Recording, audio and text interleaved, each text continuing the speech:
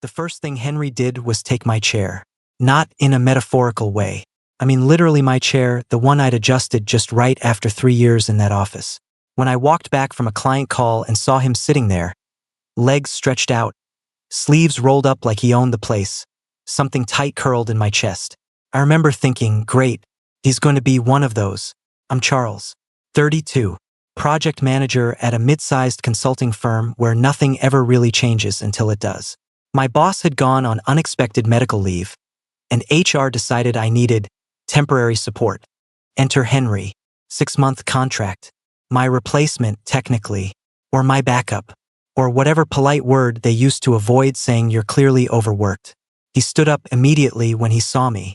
Too polite, too smooth. Sorry, was just warming the seat, he said, smiling like it was a joke meant just for me. I laughed, because that's what I do when I don't know what else to do. He moved, but the chair felt different after that, like it remembered him. Henry was taller than I expected. Not intimidating tall, just present. Dark hair that looked like it had been messed up on purpose. Calm eyes. The kind of guy who doesn't rush his words because he doesn't need to. Everyone in the office noticed him by noon. I noticed that everyone noticed him. He's just filling in, I told myself. Temporary. That word became important later. At first, things were strictly professional. I showed him the systems, the clients, the messes I'd been quietly managing alone for years. He listened, actually listened, asked smart questions, took notes, didn't pretend he already knew everything. That alone made him dangerous. By the end of the first week, people were CCing him on emails meant for me. By the second, they were asking him questions when I was sitting right there. He always redirected them back to me, but somehow it still felt like the room leaned his way. One night, we stayed late to finish a proposal. The office emptied out slowly until it was just the two of us and the hum of the lights. He loosened his tie, sighed, and leaned back in my chair again. You always work like this? He asked. Like what? Like you're the last one holding the building up. I shrugged. Someone has to. He looked at me for a moment longer than necessary. Not intense, just thoughtful. You don't have to do it alone, you know? That was the first time he took up more space than he was supposed to.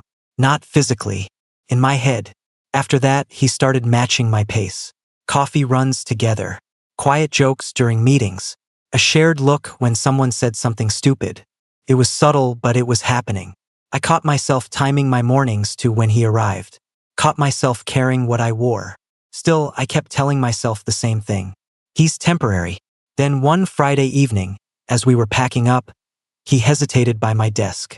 Hey Charles, he said, rubbing the back of his neck. A few of us are grabbing a drink. You should come.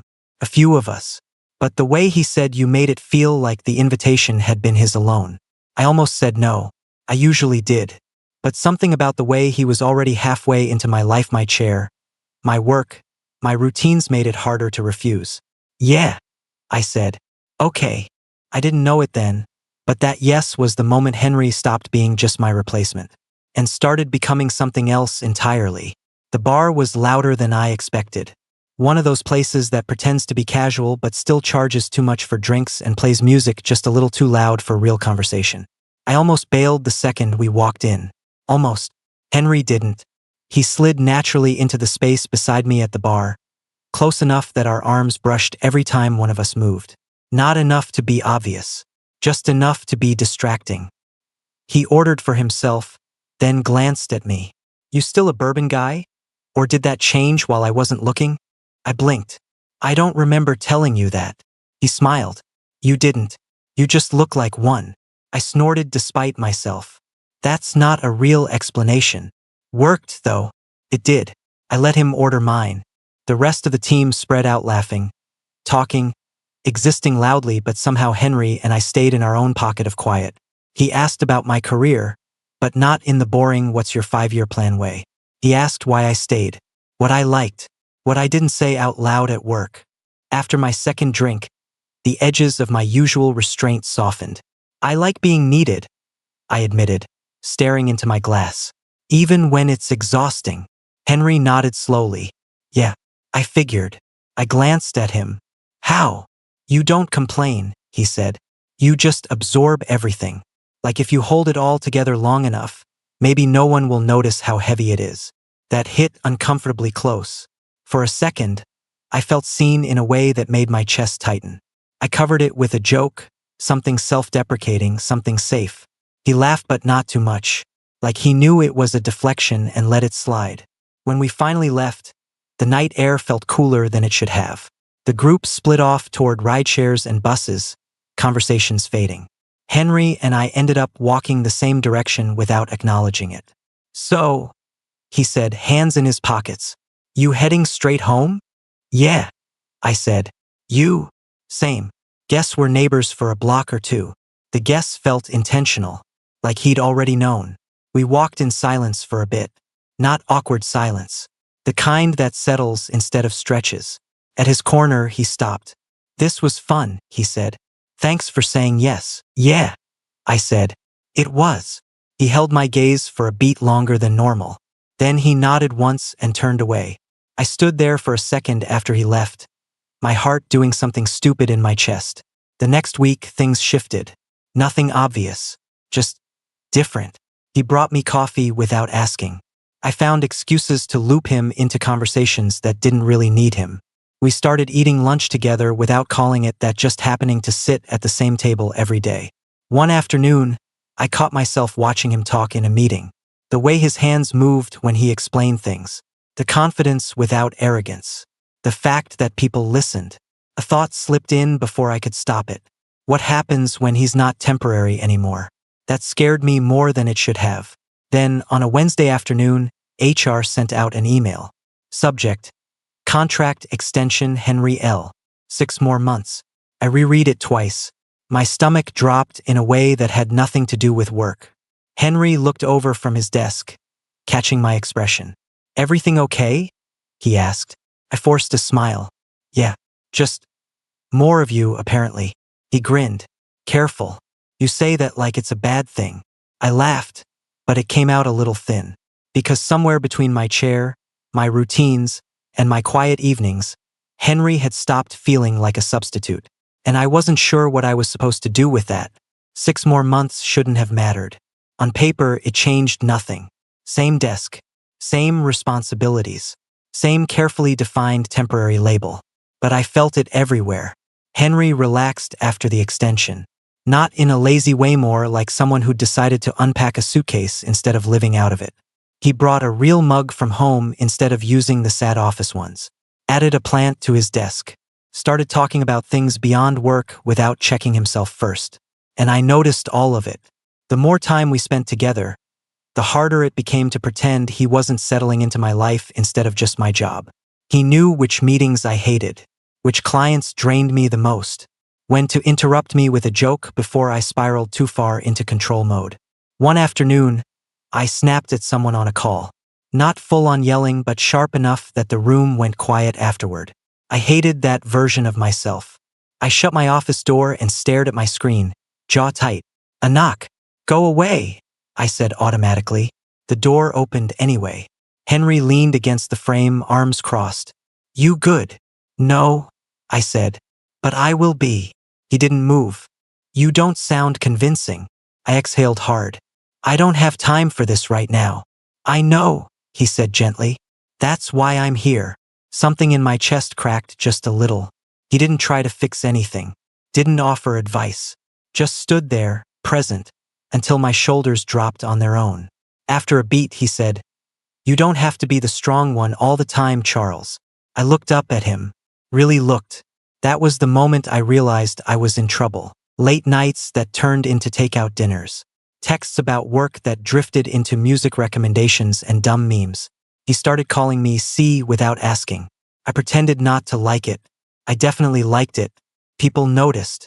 "You two are close," someone said once, too casually. Henry just smiled. I changed the subject. What no one saw were the moments in between. The way his voice dropped when he said my name. The way I felt a strange, irrational jealousy when he laughed too easily with someone else. I told myself it was nothing. Stress, proximity, loneliness. Then came the night that ruined my ability to lie to myself. We were finishing another late deadline. The building was nearly empty again. City lights glowing through the windows. Done, he said. If I stare at this spreadsheet any longer, I might actually cry. You? Cry? I smirked. Unthinkable. He grinned. You want to grab something? My treat. Survival reward. I hesitated. Too late. Too tired. Too aware of how easily no could turn into regret. Okay, I said. But just food. The diner near the office was quiet at that hour. Vinyl booths. Low lights. Coffee that tasted like it had given up trying. We slid into a booth across from each other. Somewhere between fries and milkshakes, the conversation shifted. Less joking. More honesty. Can I ask you something? Henry said. Depends, I replied. Is it invasive? He smiled, then sobered. Why did you look so uncomfortable when my contract got extended? My heart stuttered. I lied. He didn't call me out. Just watched me patiently, like he knew I'd get there on my own. I sighed. Because you're not supposed to stay, I said finally. You're a temporary solution. That's how this works. And? He asked quietly. And I don't handle change well, I admitted. Especially when it starts to matter. His gaze softened. It already matters. The words hung between us, heavy and undeniable. For a second, I thought he might reach across the table. I thought I might let him. Instead, the waitress came by with the check, breaking the moment like a dropped glass. We paid. We left. We stood outside under the streetlights, neither of us ready to say goodnight. Charles, he said, voice low, I'm not trying to take over your life. I swallowed. It feels like you already are. He smiled sadly. Only because you let me. That was the problem. After that night, we pretended nothing had happened, which somehow made everything louder. At work, we slipped back into rhythm like professionals. Meetings, emails, deadlines. Anyone watching us would have seen two coworkers doing their jobs well. Maybe too well, because now every normal interaction carried an undercurrent that buzzed just beneath the surface. Eye contact lasted a second too long. I started noticing how often Henry checked in on me without making it obvious. A Slack message after a rough meeting. A quiet "you okay?" murmured as we passed in the hallway. He never pushed. That restraint somehow made it worse. Then came the dinner. It wasn't planned. A client canceled late, freeing up an evening neither of us had expected to have. We were both already halfway out the door when Henry said, casually, "You hungry?" I should have said no. Instead, I said, "Always." His place was closer than any restaurant worth going to, and he offered without fanfare. No hesitation, like it was the most natural thing in the world. That should have been my warning. His apartment was clean but lived in. Books stacked unevenly. A jacket draped over a chair. Music playing low in the background, something warm and familiar I couldn't quite place. "You cook?" I asked, surprised. "Enough to keep myself alive," he said, grinning. "Sit. I'll make pasta." I watched him move around the kitchen, comfortable in his space like I was being let into something private without ceremony. He poured me a glass of wine without asking. I accepted it without comment. We talked. About nothing. About everything. About the jobs we'd taken because they felt safe instead of right. About the people we'd almost let get close and why we hadn't. "I'm not great at temporary things," Henry admitted, stirring the sauce. "I either detach completely or invest too much." I swallowed. "You picked the wrong contract then." He met my eyes over his shoulder. Maybe I picked the right one. Dinner stretched longer than it needed to. The wine disappeared faster than it should have. "This is a bad idea." He didn't pretend not to know what I meant. "Yeah," he said softly. "It probably is." He didn't move away. Neither did I. When I left, the air outside felt sharper, cleaner. My head buzzed with too many thoughts and one undeniable truth. Henry wasn't just taking up space in my life anymore. I was making room for him. And once you do that, there's no such thing as temporary. The next morning was unbearable. Not because anything went wrong, but because nothing did. Henry was exactly the same at work. Calm, focused, professional. That restraint felt deliberate, cruel almost. I caught myself watching him constantly, looking for signs: nervousness, regret, anything. But he gave me none. He didn't avoid me. He didn't crowd me. He treated me with the same quiet respect he always had, and somehow that made my chest ache worse. At lunch, I finally cracked. "Are we going to talk about it?" I asked, low enough that no one else could hear. Henry looked up from his food. Just once. Long enough to make sure I was serious. "Do you want to?" he asked. I hesitated. That was the problem. I didn't know what wanting meant anymore. "I don't know," I admitted. He nodded. "Then we don't have to." "Not yet. Not yet." Those two words followed me for days. We existed in a strange in-between. Not just co-workers. Not anything else either. There were no more late-night invites. No almost kisses. Just tension stretched thin and humming quietly under everything we did. Until it snapped. It happened during a presentation. High stakes. Senior leadership in the room. I was leading, Henry supporting like always. Everything was going fine until a VP asked a question I hadn't anticipated. One of those questions that exposes every weak seam at once. I froze. Just for half a second, but I felt it. The old panic. The pressure to have every answer, to be everything at once. Before I could spiral, Henry stepped in smoothly. He reframed the question, covered the gap, gave me time to breathe without making it obvious. When the meeting ended, the room buzzed with approval. People filed out, congratulating us. The door closed behind the last person. I exhaled hard and dropped into a chair. "Thank you," I said, rubbing my face. "I missed that." Henry leaned against the table, watching me. "I know." Something in his voice gentler than usual made me look up. "You don't always have to prove yourself," he added. "Not to them. Not to me." That did it. "Then what do you want from me?" I asked, sharper than I meant to. Silence. Henry straightened slowly. "I want you to stop pretending this doesn't matter." My pulse spiked. "And if I do? Then we figure it out," he said. "Like adults. Without hiding." I stood. Too fast. The room suddenly felt too small. "You're my replacement," I said. "My backup. This was never supposed to dash." "I'm not replacing you," he cut in, firm but calm. "And you know that." I opened my mouth. Closed it. "I didn't plan this," he said quietly. "But I'm not walking away from it just to make it easier." "For who?" I asked. "For you," he said. "For me."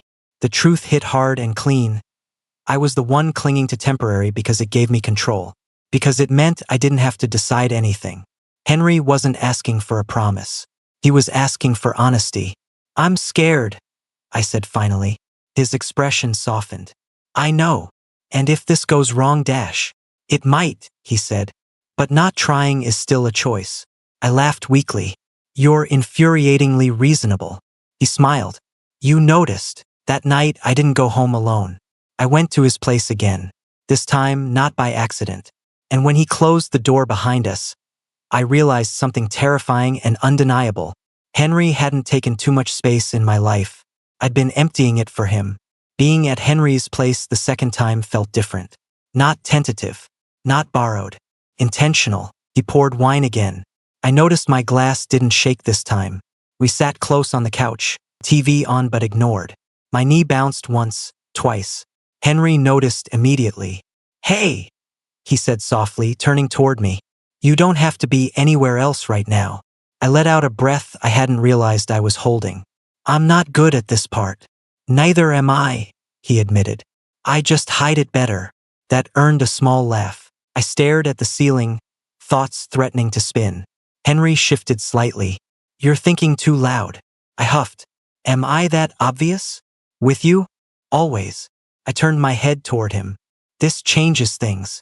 He nodded. "Yeah. You're okay with that?" "I wouldn't be here if I wasn't." Silence settled again. Not awkward. Processing. "What happens when your contract ends?" I asked quietly. Henry didn't answer right away. "I don't know yet," he said. "But I do know I don't want this to only exist inside a countdown." That landed hard. I rolled onto my side to face him. "I don't want to wake up one day and realize you slowly replaced parts of my life I never meant to give away." He met my gaze steadily. "I'm not trying to replace anything. I want to add to it." I searched his face for uncertainty. Found none. That scared me almost as much as it grounded me. The weeks after that were intense. Not dramatic. Not explosive. Just dense with meaning. Mornings together before work. Stolen looks in meetings. Fingers brushing under the table. We didn't tell anyone, not because we were ashamed, but because it felt fragile. Ours. But reality has a way of intruding. One afternoon, my boss called me into her office. "Charles," she said, smiling in that measured way, "we've been very impressed with Henry's performance." My stomach tightened. "We're considering making his role permanent," she continued, "possibly restructuring the team." I nodded slowly. "Okay." She leaned forward. "This could affect reporting lines. We'd want to discuss how you feel about that." How I felt. I walked back to my desk in a daze. Henry looked up immediately. "You okay?" he asked.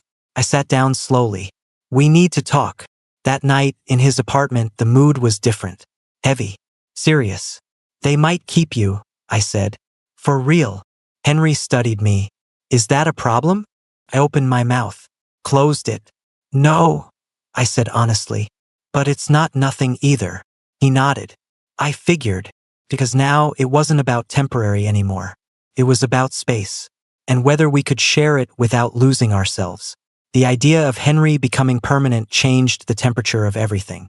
Before, there'd always been an expiration date hovering quietly in the background. Something we could point to if things got complicated. Temporary. A built-in excuse. Now that safety net was gone. At work, I found myself watching him more carefully, not with longing this time, but with awareness. How confidently he spoke in meetings. How easily people deferred to him. How naturally he fit into a role that had once felt exclusively mine. It stirred something ugly in me. Not jealousy of other people. Fear of being replaced. One evening, a few days after that conversation, I stayed late on purpose. I told Henry the first had calls. I didn't. I just needed to sit alone in my office and feel like myself again. The version of me that existed before us. He didn't push. Just sent a message around 9. "Henry. Still alive?" Me, "Barely." "Henry. I'll take that as a no on dinner." Me, "Rain check." "Henry. Always." That always should have comforted me. Instead, it made my chest feel tight. The tension came to a head the following week. We were in a strategy meeting with leadership when someone casually suggested shifting certain responsibilities, my responsibilities, under Henry's oversight. It was framed as efficiency, collaboration, progress. I nodded along, took notes, played the role. Inside, something burned. Afterward, I didn't wait. I walked straight into an empty conference room and shut the door harder than necessary. A minute later, Henry followed. "Okay," he said carefully. "Talk to me." "They're turning you into me," I snapped. He blinked. "That's not what dash.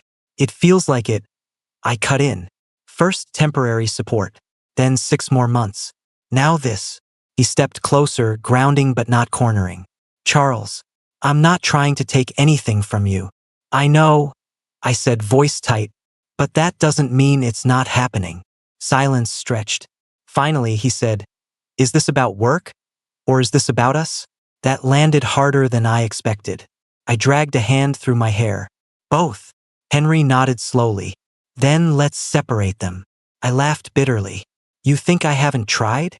"I think," he said calmly, "you're scared that if I stay, you'll have to admit this isn't just a phase." I looked at him. Really looked. "And if I do?" I asked quietly. "What if I let this be real and then it costs me the one thing I've built for myself?" Henry's expression softened. "Then we talk. We adjust. We don't let it quietly rot into resentment."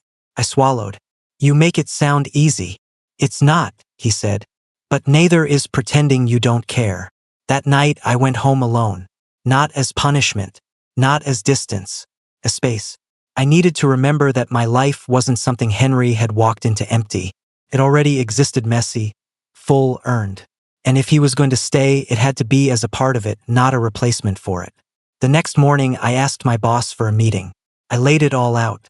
My role, my boundaries, what collaboration could look like without erasing me. It was uncomfortable, necessary. When I came back to my desk, Henry looked up, searching my face. "Everything okay?" he asked. I nodded. "Yeah, I think. Yeah."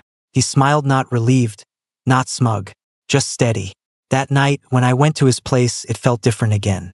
quieter, more grounded, less like an escape, more like a choice.